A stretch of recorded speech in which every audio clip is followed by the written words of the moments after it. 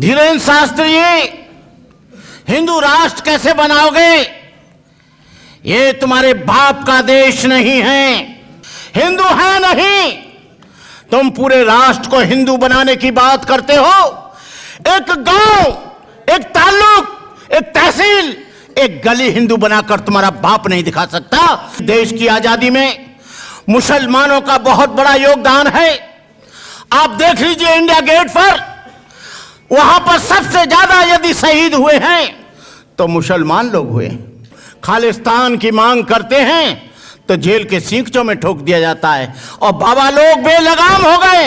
ये लोग हिंदू राष्ट्र की बात करते हैं तो ये आराम से इनका सम्मान किया जाता है। संविधान बदलेगा तो न आप जिंदा रहेंगे न हम जिंदा रहेंगे। ये मदरसाओं को कहते हैं कि आतंकवाद के अड्डे हैं। ये आतंकवाद के अड्डे होते तो मौलाना आजाद जैसा देशभक्त इस देश में पैदा नहीं होता।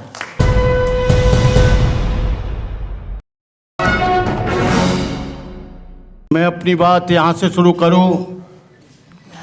वक्ते जिहाद है शबे रक्स का नहीं, वक्ते जिहाद है शबे रक्स का नहीं। हो खून का कतरा किसी के अस का नहीं, बुलावा सरफरोशों का हुआ आज फिर, है मैदान जानदारों का मरीजे इसका नहीं। ये इज्जत आबरू की लड़ाई के लिए हम लोग इकट्ठे हुए हैं। हम जमहूरियत को बचाने के लिए इकट्ठे हुए हैं, संविधान को बचाने के लिए इकट्ठे हुए हैं और ये हिंदू राष्ट्र ना बने इसके लिए इकट्ठे हुए हैं। ये क्योंकि समय बहुत कम है, ये सारी चीजों से निजात कैसे मिलेगी? क्या हम ऐसे मीटिंग करते रहेंगे मिल जाएगी क्या? आज मैं अपने 50 वर्ष के साधु जीवन में दूसरी बार किसी मुस्लिम मंच पर आया हूं। मिल्ली काउंसिल ताल कटोरा में हुआ था एक बार, उसमें गया था। आज अब आया हूं, वो भी प्राचा साहब की वजह से और आप सबके बहुत प्यार और मोहब्बत की वजह से। आप दो चीजें, देवकी नंदन परमहंसदास धीरेन्द्र शास्त्री, हम इन आडंबर पाखंडियों के बड़े आभारी हैं कि इन्होंने देश में हिंदू राष्ट्र की मांग करके यहां के करोड़ों लोगों को जगा दिया। इन लोगों ने संविधान को बदलने की बात कह के पूरे देश में हलचल मचा दी। आप लोग बहुत सीधे लोग हैं। ये देश, धीरेन्द्र शास्त्री को हमने कहा था, धीरेन्द्र शास्त्री जी, हिंदू राष्ट्र कैसे बनाओगे? ये तुम्हारे बाप का देश नहीं है, ये देश मुसलमानों का है, ये देश ईसाइयों का है, ये देश सिखों का है, ये देश बौद्धों का है, ये देश जैनियों का है, ये देश दलितों का है, ये देश पिछड़ों का है। ये तुम्हारे 2% लोग इस देश को हिंदू राष्ट्र बनाएंगे तो मैं सोचता हूं इस देश के टुकड़े हो जाएंगे, ये देश खंड खंड हो जाएगा। लेकिन खालिस्तान की मांग करते हैं तो जेल के सींचों में ठोक दिया जाता है और बाबा लोग बेलगाम हो गए। ये लोग हिंदू राष्ट्र की बात करते हैं तो ये आराम से इनका सम्मान किया जाता है। नरेंद्र मोदी जी जाते हैं, सारे लोग उसका दर्शन करने जाते हैं। एक बात याद रखना,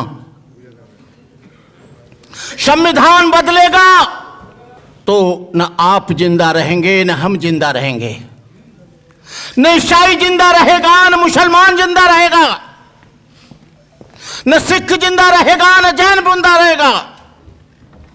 और मैंने तो शास्त्री जी से कहा था, मैंने कि शास्त्री जी यहां हिंदू बिंदु कहीं दिखाई देता नहीं, हिंदू है नहीं। तुम पूरे राष्ट्र को हिंदू बनाने की बात करते हो, एक गांव, एक ताल्लुक, एक तहसील, एक गली हिंदू बनाकर तुम्हारा बाप नहीं दिखा सकता।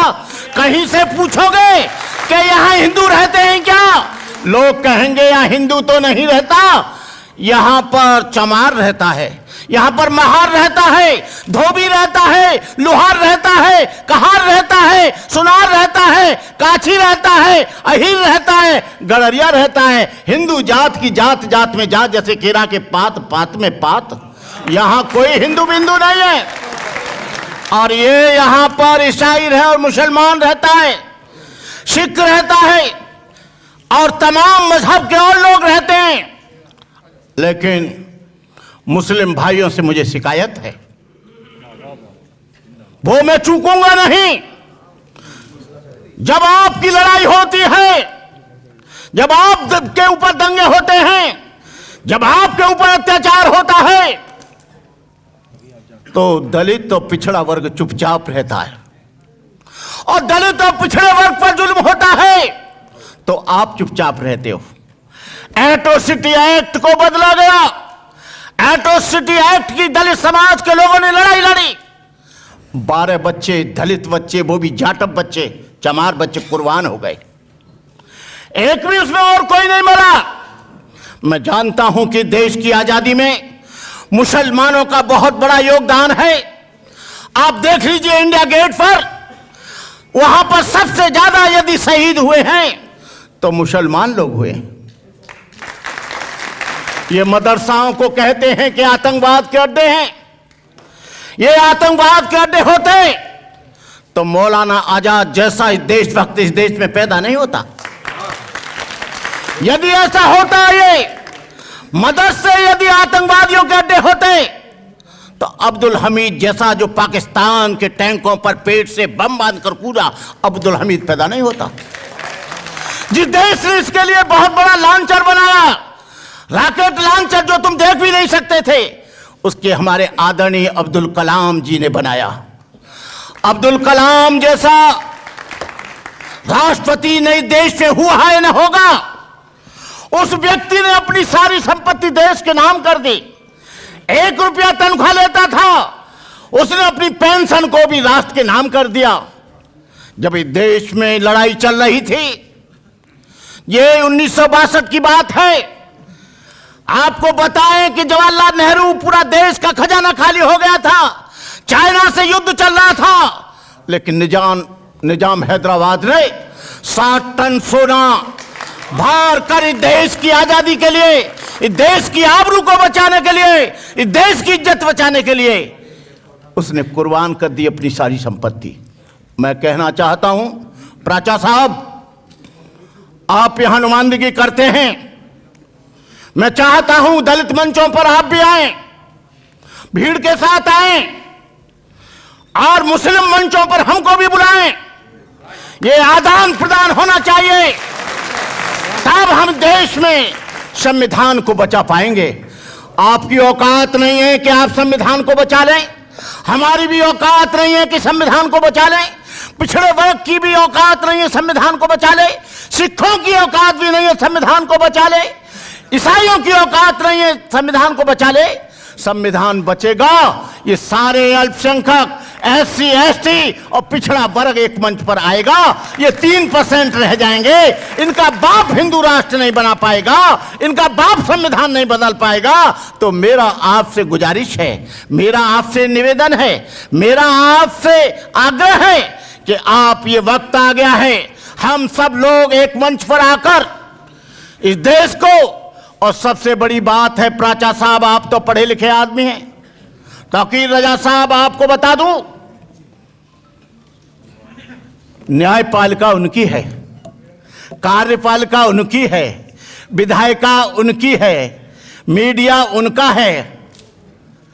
RSS ने 100 बरस तक इंतजार करने के बाद पूरे देश पर काबिज हो गई, और तुम लोग 85% लोग आज मेमोरेंडम देते हो, बड़ी बड़ी सभाएं करते हो। ये इसलिए करते हो कि कुछ कुत्ते लोग दलित लोगों में हैं, कुछ मुस्लिम लोगों में हैं, कुछ पिछड़े वर्ग के लोगों में हैं, जो अपने गले में विभिन्न पार्टियों का पट्टा बनाते हैं। यहां मुसलमान और पिछड़ा वर्ग और दलित वर्ग मिलकर एक पार्टी बनाए पॉलिटिकल, तभी देश में आप कुछ बदलाव ला सकते हो, अन्यथा आप देश में बदलाव नहीं ला सकते।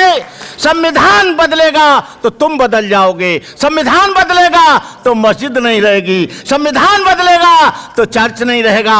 मैंने नया संविधान पढ़ा है, नए संविधान को मैंने बड़ी गहराई से, उन्होंने बौद्धों को हिंदुओं में जोड़ लिया है, जैनों को हिंदुओं में जोड़ लिया है। सबसे ज्यादा कहर उनका है तो ईसाइयों पर और मुसलमानों पर।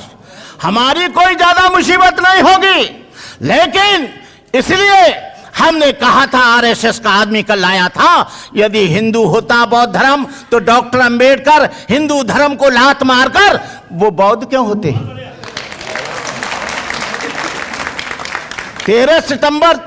13 अक्टूबर 1935 को ये उनको क्यों कहना पड़ा कि हिंदू होना मेरे बस की बात नहीं, लेकिन हिंदू धर्म में रहकर नहीं मरूंगा। इसलिए उन्होंने समता के धर्म को, मानवता के धर्म को, इंसानियत के धर्म को, करुणा के धर्म को, मैत्री के धर्म को, भाईचारे के धर्म को उन्होंने स्वीकार किया।